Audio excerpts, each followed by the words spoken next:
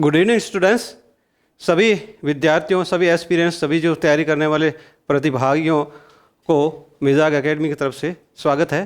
आज हमारा जो मुख्य सब्जेक्ट है, जो RS IAS से लेकर के और सभी प्रमुख जो प्रतियोगी परीक्षा में इस विषय से जो बहुत प्रश्न है वो बनते हैं। ये एक GS यानी जनरल स्टडी का एक सब्जेक्ट है और इसको एक IAS के अंदर ऑप्शनल सब्जेक्ट भी लिया जाता है और इस सब्जेक्ट का नाम है इंडियन कॉन्स्टिट्यूशन एंड पॉलिटी, भारतीय राज्य व्यवस्था, भारतीय संविधान। और इससे जो रिलेटेड आपको पता है कि IAS के अंदर आप एक ऑप्शनल सब्जेक्ट के रूप में ले सकते हैं। GS का भी ये पार्ट है। RS के अंदर इसी सब्जेक्ट से जो GS के अंदर जो क्वेश्चन है, GS का ये भी RS का एक पार्ट है, वो कंस्टिट्यूट करता है। Like that all competitive exams, चाहे वो PSI हो, चाहे वो रीट का एग्ज़ाम हो, या जो आपका जो स्कूल लेक्चर, कॉलेज लेक्चर, या कई एग्ज़ाम्स में आपको इस सेक्शन से इस प्रकार के जो आपका सब्जेक्ट है, ये हर प्रकार से GS का एक बहुत ही इम्पॉर्टेंट और एक बहुत ही महत्वपूर्ण सब्जेक्ट है। उसमें इसमें जो मुख्य जो GS के जो पेपर्स है उनमें इसका भी एक बड़ा पार्ट है और ये है आपका जो इंडियन कॉन्स्टिट्यूशन एंड पॉलिटी। तो इंडियन कॉन्स्टिट्यूशन एंड पॉलिटी, अभी इस सब्जेक्ट में हम आज से इसका जो कोर्स है वो शुरू कर रहे हैं और इसका जो फर्स्ट जो पार्ट है वो है जो आप इसको कह सकते हैं प्रीम्बल ऑफ द कॉन्स्टिट्यूशन, भारतीय संविधान की आप इसको कह सकते हैं जो प्रीम्बल यानी प्रस्तावना, ठीक है ना। भारतीय संविधान की जो प्रस्तावना, जो प्रीम्बल है, उससे इस चैप्टर को शुरू करते हैं। हालांकि इससे पहले संविधान एक परिचय जरूर है, लेकिन संविधान एक परिचय से पहले इसके सबसे पहले जो इसकी शुरुआत की जाती है, और वो शुरुआत आप कहाँ से कर सकते हैं, वो शुरुआत आप प्रीम्बल से करें। प्रस्तावना से इस चैप्टर की, इस सब्जेक्ट की शुरुआत की जाती है। हालांकि इसके बाद हम जो एक संविधान, एक परिचय और इसकी जो हिस्टोरिकल बैकग्राउंड है वो कहाँ से किस तरह ये डेवलप हुआ, ये बाद में देखेंगे। एक जो छोटी सी यानी इस प्रकार के सेक्शन, इस चैप्टर से यानी प्रीम्बल के सेशन से एक जो प्रश्न कम से कम सब प्रकार के प्रतियोगी परीक्षा में कम से कम एक सवाल है वो जरूर पूछा जा सकता है। तो उस लिए इसको इसी से शुरू करते हैं। तो आप देखिए, पहले लेते हैं प्रीम्बल ऑफ द कॉन्स्टिट्यूशन,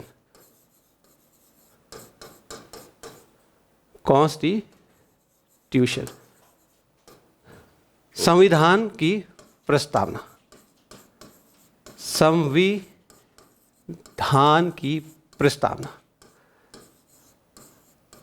अब देखिए, एक थोड़ा बहुत इंट्रोडक्शन जो प्रीम्बल का आप लोगों को पता है कि प्रीम्बल यानी प्रस्तावना, विश्व में सबसे पहले ये वो कौन सा देश है जिसने अपने संविधान में प्रस्तावना को ऐड किया या इस प्रस्तावना को संविधान के अंदर शामिल किया। एक तो वर्ल्डली एज ए होल आपको प्रस्तावना के बारे में ये पता होना चाहिए कि पूरे विश्व में सबसे पहले अगर इस प्रस्तावना को किसी भी देश के संविधान में शामिल किया गया तो वो देश है अमेरिका, संयुक्त राज्य अमेरिका, USA। तो सबसे पहले आप एक ये चीज़ याद रखिए कि USA वो कंट्री है जहाँ से प्रस्तावना हो, वहाँ के संविधान में इसको सबसे पहले ऐड किया गया था। सबसे पहले कहाँ ऐड हुआ? जो आपका USA, जो यूनाइटेड स्टेट्स अमेरिका, जो आपका संयुक्त राज्य अमेरिका में इसको, वहाँ के संविधान में इसको ऐड किया गया। उसके बाद ये विश्व की अन्य देशों में वो जुड़ता गया, ठीक है, जुड़ता गया। और ये भारत ने भी, उसके बाद भारत ने भी अमेरिका के संविधान में प्रस्तावना को जोड़ने के बाद भारत ने भी अपने संविधान में प्रस्तावना को लेकर के वो प्रस्तावना को जोड़ने के लिए जो काम किया है।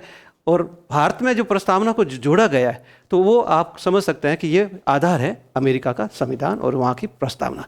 तो दूसरा एक ये बात भी जानना जरूरी है कि यहाँ जो भारत के अंदर प्रस्तावना की जो भाषा है, प्रस्तावना की भाषा, तो भाषा आपकी कहाँ से ली गई है?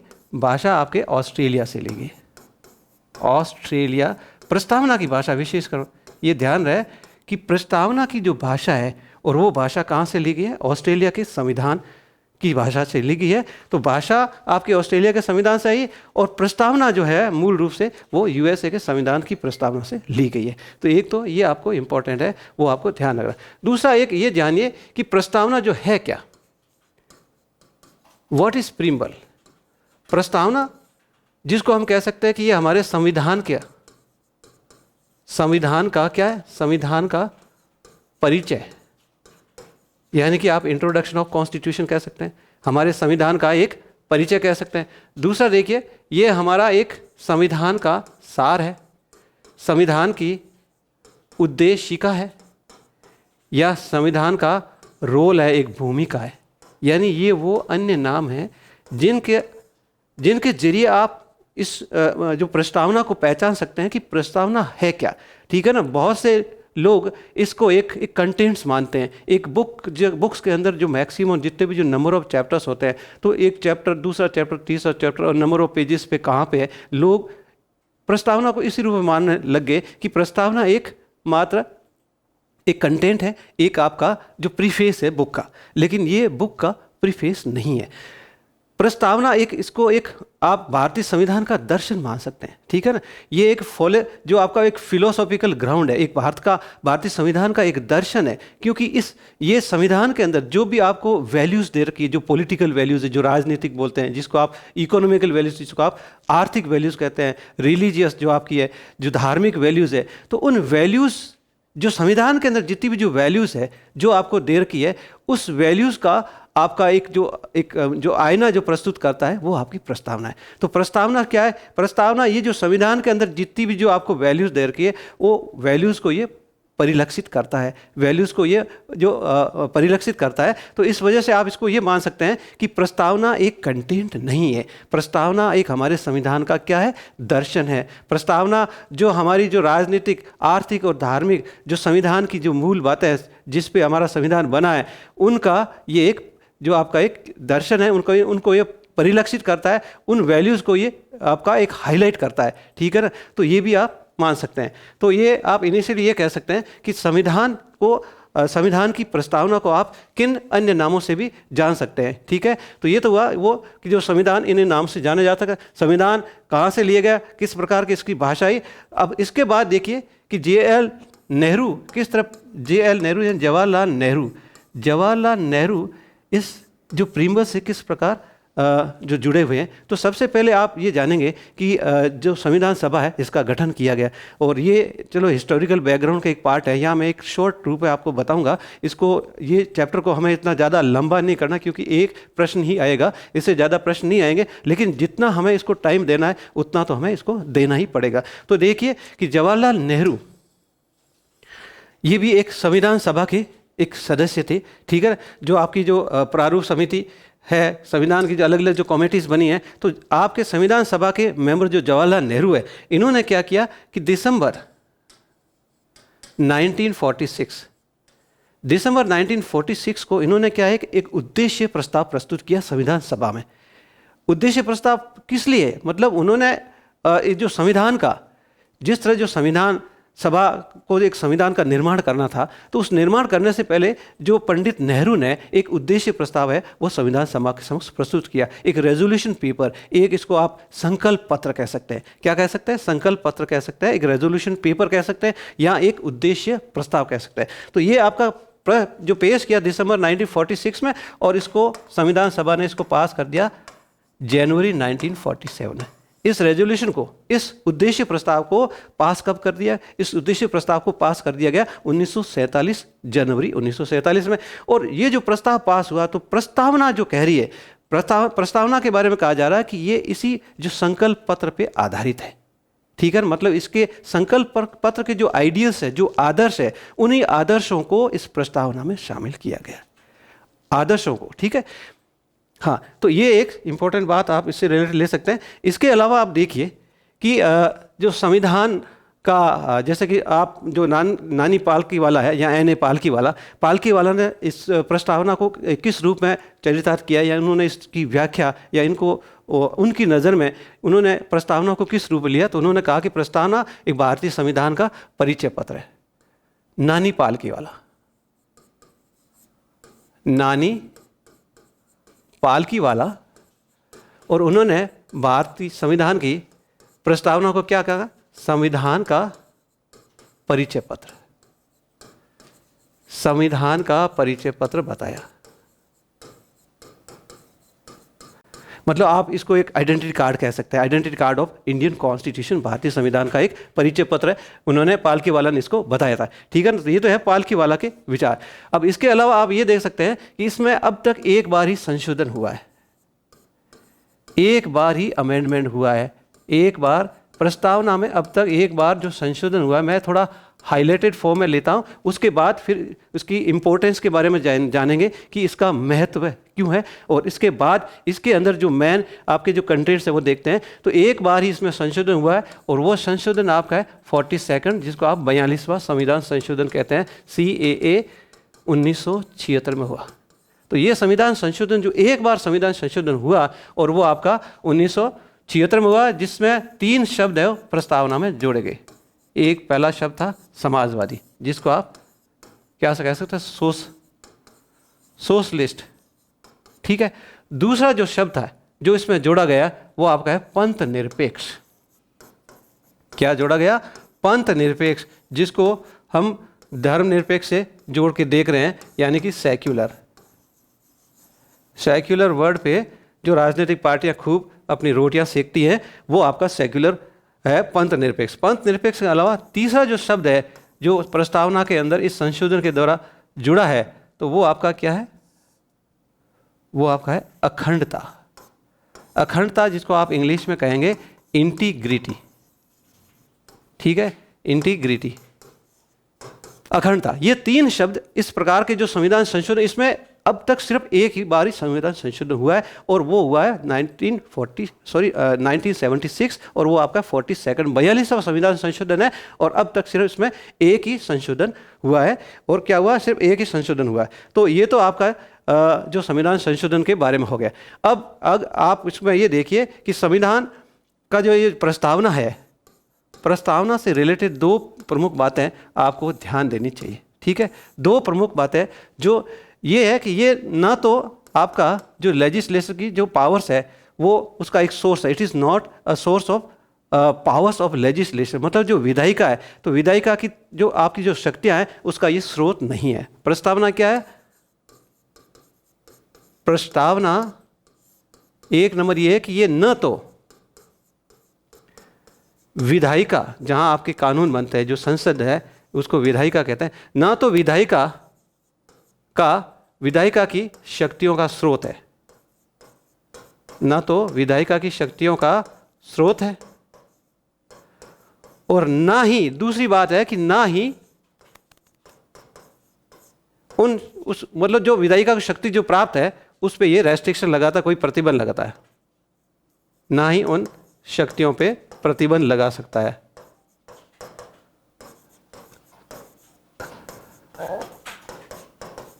ना ही उन विधायी शक्तियों पे ये प्रतिबंध लगा सकता है, और ना ही मतलब इसको आप कह सकते हैं neither source of power of legislature and nor restricts powers of legislature. ना तो ये जो विधायिका की जो शक्ति होती है तो उसकी जो पावर्स का सोर्स ये नहीं है, प्रस्तावना नहीं। पावर्स का सोर्स किसको माना, ये भी आपको बहुत इंपॉर्टेंट जानना जरूरी है। देखो, सबसे पहले जो संविधान में शपथ ली गई तो we the people of India, तो इसके अंदर जो हम भारत के लोग हैं, ठीक है ना, जो हम लोग हैं, हम भारत के लोग, ठीक है ना, हम भारत के लोग जो है, we the people of India, यही आपकी एक संविधान का एक जो पावर्स का सोर्स किसको माना गया, संविधान की शक्ति है वो जनता में निहित है। संविधान की संपूर्ण शक्ति जो हम लोगों में निहित है, इंडिया की जो नागरिक है, जो भारत की जनता है, उसके अंदर संपूर्ण शक्ति जो संविधान की है वो आपकी किस में निहित है, जो we the people of India, हम भारत के लोग, हम यानी कि भारत की जनता के अंदर इस प्रकार की टोटल जो शक्ति है, यानी कि जो संविधान को पावर्स है वो कहाँ से मिलती है, भारत की जनता से मिलती है। तो we the people of India ये एक बहुत बड़ी टर्म है, मतलब जो शक्ति का केंद्र है वो आपका इसमें ये है। तो ये एक जो आपने जैसे एक पॉइंट आपने देख लिया कि ये न तो विधायिका की शक्तियों का स्रोत है और न ही उन जो विधायिका की जो शक्तियां हैं उसके ऊपर किसी प्रकार से ये जो आपका रेस्ट्रिक्शन डालता है, किसी प्रकार की शक्तियों पे प्रतिबंध डालता है। दूसरी बात यह कि ये एक नॉन जस्टिसिएबल नॉन जस्टिसिएबल का मतलब ये है कि ये आपका, इसको आप कह सकते हैं कि ये जो किसी भी कोर्ट के अंदर इसकी कोई भी प्रोविज़न है, कोई भी जो इसका जो आपके जो उपबंध है, प्रावधान है, उनको उसकी जो कोई भी व्यवस्था है, उस व्यवस्था को लेकर के आप इसको कोर्ट में चैलेंज नहीं कर सकते हो। यानी कि ये नॉन जस्टिसिएबल, तो ये आपका जस्टिसिएबल नहीं है, ये गैर न्यायिक है, जिसको आप हिंदी में क्या कह सकते हैं, हिंदी में आप इसको कहेंगे गैर न्यायिक। ये क्या है? गैर न्यायिक है, जिसको आप इंग्लिश में क्या कह सकते हैं, नॉन जुडिशियबल है। ये गैर न्यायिक है, इसको कोर्ट, किसी भी प्रकार के कोर्ट में इसको क्या कर सकते हैं, चैलेंज नहीं कर सकते। किसी भी प्रकार के कोर्ट में इसको आप चैलेंज नहीं कर सकते। तो आइए सबसे पहले अपन इसकी जो संविधान की विषय वस्तु को देखते हैं कि संविधान की विषय वस्तु क्या कहती है। The preamble of Indian constitution, जिसकी जो संविधान की विषय वस्तु है, उसमें देखिए we the people of India, ठीक है, हम भारत के लोग, यहीं से आपकी जो प्रीम्बल है वो शुरू होती है। We the people of India, हम भारत के लोग से, ये आपका प्रीम्बल यानी इसकी जो विषय वस्तु पे अगर आप जाते हैं तो सबसे पहले आप क्या पाएंगे, हम भारत के लोग। हम भारत के लोग भारत को एक संपूर्ण प्रभुत्व संपन्न समाजवादी पंथ निरपेक्ष लोकतंत्रात्मक गणराज्य बनाने के लिए तथा उसके नागरिकों को, भारत के नागरिकों को न्याय में देखिए सामाजिक, आर्थिक और राजनीतिक, फिर आपकी जो स्वतंत्रता आ गई, विचार अभिव्यक्ति, विश्वास, धर्म और उपासना की स्वतंत्रता, फिर आपका जो समता में आपकी प्रतिष्ठा और अवसर की समता प्राप्त करने के लिए तथा उन सब में व्यक्ति की गरिमा, ठीक है, और राष्ट्र की क्या है, एकता और अखंडता। व्यक्ति की गरिमा और राष्ट्र की एकता और अखंडता, इनको बनाए रखने के लिए सुनिश्चित करने वाली आपको बंधुता बढ़ाने के लिए दृढ़ संकल्प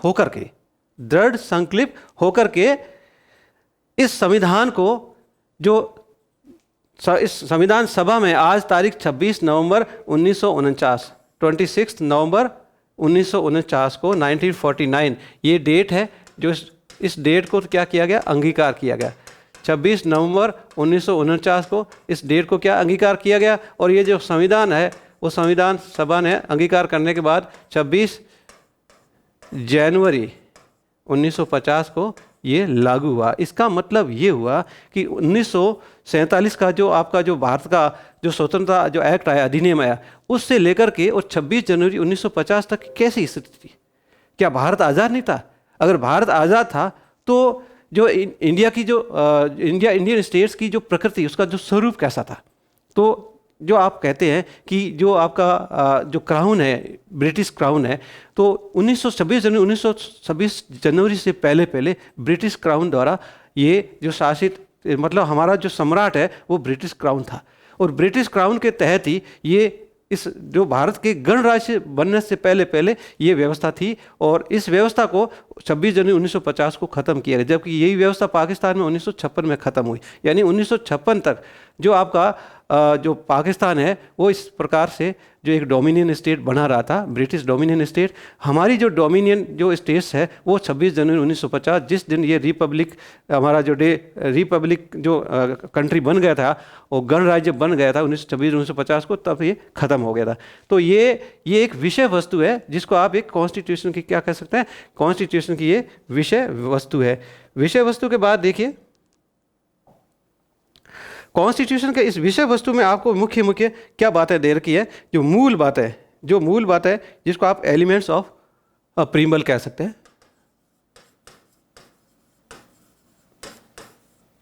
एलिमेंट्स ऑफ प्रीम्बल, तो प्रीम्बल के इन एलिमेंट्स में देयर आर 4 एलिमेंट्स। या इस जो विषय वस्तु में हमने देखा कि टोटल 4 एलिमेंट है, ठीक है, 4 एलिमेंट्स में से सबसे जो पहला एलिमेंट है, पहली जो मूल बात है वो है कि इसमें ये कहा कि जो ऑथोराइज सोर्स ऑफ कॉन्स्टिट्यूशन किसको माना है। ऑथोराइज सोर्स ऑफ कॉन्स्टिट्यूशन यानी कि इस कॉन्स्टिट्यूशन को शक्ति है वो किस में निहित है। ऑथोराइज सोर्स का मतलब ये है कि जो भारतीय जो संविधान है, भारतीय संविधान प्रस्तावना ये कहती है कि भारतीय संविधान की जो शक्ति का जो केंद्र है, शक्ति का केंद्र है वो कौन है? भारत की जनता, भारत की या भारत के लोग, भारत के लोग यानी we the people of India. तो सबसे पहले जो हमने विषय वस्तु देखी पीपुल ऑफ इंडिया, हम भारत के लोग, जो आप वहीं से आपने देखा कि इसकी आप प्रीम्बल की जो शुरुआत होती है हम भारत के लोग से होती है। तो आप ये कहिए कि संविधान की शक्ति का जो केंद्र है वो पहला बिंदु आपका बनेगा।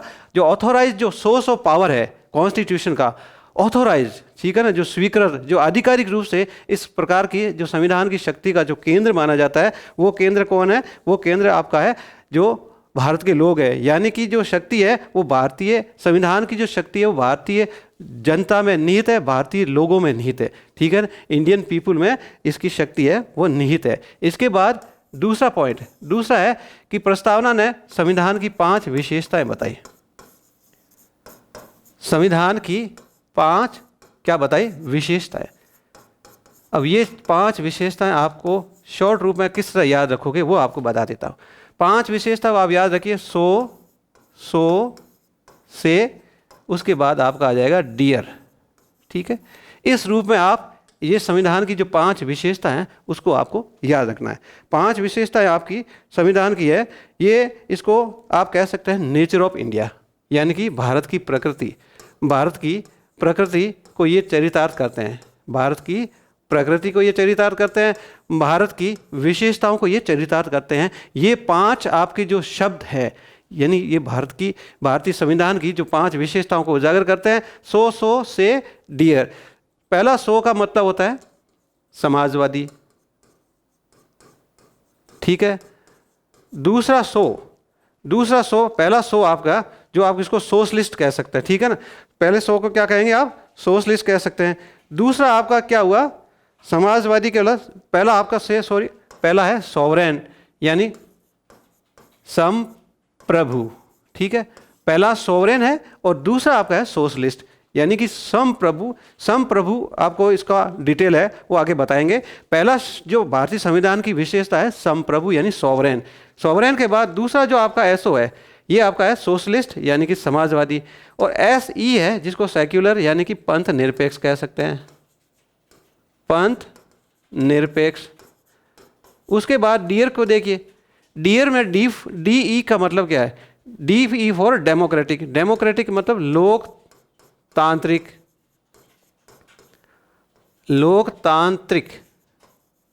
या लोकतंत्रात्मक, ठीक है। जो डियर का डी है वो लोकतांत्रिक है, और R E for Republic. Republic का मतलब होता है गणराज्य। तो आपने देखा संप्रभु, समाजवादी, पंथ निरपेक्ष, गणराज्य, जो आपके 1 2 3 4 और 5, ठीक है ना। 1 2 3 4 और 5, ये जो 5 है वो ये जो हमारी प्रस्तावना के अंदर जो 5 वर्ड्स आए हैं ये संविधान की क्या है? विशेषता है। ये भारत की प्रकृति है, ये भारत की शोभा है, ये भारत की विशेषता है, ठीक है ना। तो ये प्रस्तावना देखिए संविधान का पूरा निचोड़ है वो आपके समक्ष रख रही है। इन्हीं शब्दों में आपके संविधान का पूरा निचोड़ है, ठीक है ना। इसीलिए कहते हैं कि abstract of constitution. Preamble is what? Preamble is abstract of Indian constitution. भारतीय संविधान का सार है, भारतीय संविधान की उद्देशिका है, भारतीय संविधान की भूमिका है, ठीक है ना। रोल कह सकते हो, उद्देश्य कह सकते हो, या भारतीय संविधान का एक परिचय है, ठीक है। तो इसीलिए ये कहा, ये आपका दूसरे जो पॉइंट में ये आ गया। अगला आगे देखिए, तीसरे पॉइंट पे जाइए। थर्ड पॉइंट क्या कह रहा है? थर्ड पॉइंट इसमें ये कह रहा है कि जो आपके इसमें दे रखे हैं संविधान के उद्देश्य। प्रस्तावना के तीसरे भाग, जो तीसरा मूल भाग है, तीसरा जो एलिमेंट है वो है संविधान के उद्देश्य बता रहा है। उद्देश्य यानी ऑब्जेक्टिव्स, एम्स।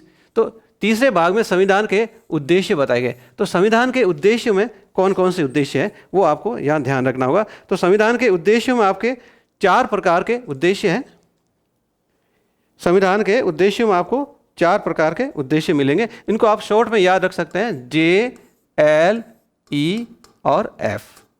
JLEF के रूप में आप शॉर्ट में याद रख सकते हैं। ये आपके JLEF अंग्रेजी शब्दों, अंग्रेजी जो वर्ड है उसके जो प्रीफिक्सेस है, पहला शब्द जो आ रहा है इंग्लिश वर्ड का, J for justice, L for liberty, E for equality and F for fraternity. इसको हम हिंदी में लेंगे, लेकिन इन वर्ड्स को आपको इंग्लिश में याद रखोगे तो आप इनको भूलोगे नहीं, ठीक है ना। कि जो संविधान की जो आपको जो प्रस्तावना है उसके अंदर टोटल 9 वर्ड्स आपको याद रखने हैं। मैंने यही आपको शुरू कहा था कि 9 वर्ड्स में देखो, सो से, फिर आप याद रखिए डियर, फिर आपका JLE और F। 1 2 3 4 5 6 7 8 और एक ये R वाला 9 हो गया। तो टोटल आपको ये 9 वर्ड्स है। 9 वर्ड्स में आपकी प्रस्तावना सीमित हो गई है। यानी ये गागर में सागर वाली बात है कि शब्द तो सिर्फ 9 है, लेकिन पूरा आप जानते हैं कि जो हमारा जो संविधान, जो एक विश्व का सबसे बड़ा और सबसे लंबा लिखित विश्व जो संविधान है, ये हाथों से लिखा हुआ, इसकी जो स्क्रिप्ट है कोई कंप्यूटर में वगैरह में तैयार नहीं हुई, हाथों से लिखा हुआ है। एक ऐसी बुक है ये आपका संविधान, और वो भी लिखा हुआ आपका विश्व का सबसे लंबा जो संविधान है। तो वो जो संविधान के परिचय में इस पर और भी विस्तृत अपन चर्चा करेंगे। तो अभी मैं ये कह रहा था कि संविधान के उद्देश्य, प्रस्तावना में संविधान के उद्देश्य दे रखे हैं। तो पहले जैसे आपने बताया कि संविधान है, प्रस्तावना ये कहती है कि जो संविधान के अंदर जो संविधान की सारी शक्ति है वो जनता के अंदर निहित है। जो संविधान है, जो आपका कॉन्स्टिट्यूशन है, उसकी टोटल पावर्स है वो जो जनता में निहित है। इसका मतलब ये हुआ कि इसको जो ताकत मिलती है वो जनता से मिलती है। तो एक तो पहला बिंदु ये था। दूसरा था कि संविधान के जो मेन जो उसकी जो कैरेक्टरिस्टिक्स, जिसको आप विशेषता कहते हैं, विशेषता में 5 उसकी विशेषता आ गई। 5 में 100 से डियर से आप ये जो फर्स्ट 5 है ये आपकी क्या है, ये आपकी विशेषताएं होगी। ये फर्स्ट 5 क्या है, विशेषताएं। और लास्ट जो 4 है ये आपकी 4 क्या है, ये आपके ऑब्जेक्टिव्स है, एम्स है, संविधान के उद्देश्यों को शामिल किया गया। तो पहला देखिए, जस्टिस का मतलब होता है न्याय। जस्टिस क्या हो गया, न्याय हो गया। लिबर्टी यानी स्वतंत्रता। अब इक्वलिटी का मतलब हो गया समता, और फ्रेटर्निटी आपका है बंधुता। फ्रेटर्निटी क्या है, बंधुता। तो ये जो 4 शब्द आपको देख रहे हैं, इनको शॉर्टली आपको याद रखने का मैं ट्रिक बताता हूं कि आप JLEF से इसको याद रख सकते हैं, संविधान के उद्देश्य।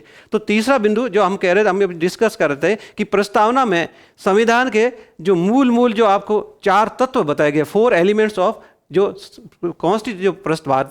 भारतीय संविधान की प्रस्तावना ने क्या बताया, प्रस्तावना ने 4 मूल बिंदु बताए हैं, ठीक है ना। तो उन्हीं 4 मूल बिंदुओं पे हम ये भी चर्चा कर रहे हैं। और चौथा बिंदु क्या है, चौथा बिंदु ये है कि ये जो आपका जो संविधान है उसको लागू होने का बता रही प्रस्तावना है, ये बता रही। प्रस्तावना के अंदर ये लिखा है कि ये लागू, मतलब प्रस्तावना की 4 मूल बिंदु, 4 मूल एलिमेंट, 4 मूल तत्व, मतलब वो इसी के अंदर समाहित है।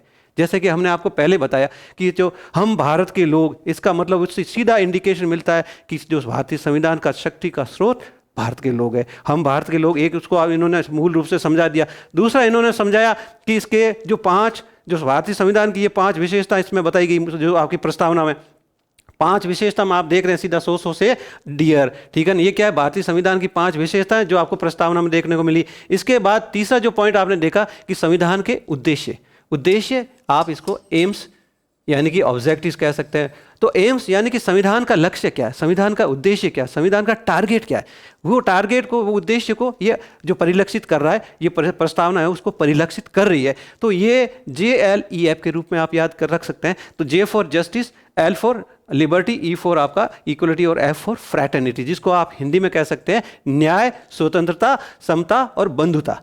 इसके बाद लास्ट जो आपके संविधान की जो प्रस्तावना की लास्ट लाइन में लिखा है कि हम इसको हमारी ये जो संविधान सभा है वो आज दिनांक 29 नवंबर 29 नवंबर जो 11 महीना होता है 29/11/1949 को, ठीक है ना, ये जो संविधान सभा है इसको एतत् द्वारा अंगीकृत, अधिनियमित और आत्मार्पित करता। जो लास्ट की लाइन है, तो उस लाइन से एक इन्होंने एक मूल तत्व निकाला कि संविधान जो आपका जो लागू हुआ है वो आपका क्या हुआ, 26 नवंबर 1949, 26 नवंबर 1949 को इसे लागू किया गया। अगर जो आपका जो विक्रम संवत उसके अंदर दिया है तो वो भी अगर आप याद रखना चाहें तो विक्रम संवत आपका इसमें 2006 है मेरे, 2000 विक्रम संवत आपका 2006 है, 2006 में इसे लागू किया गया है।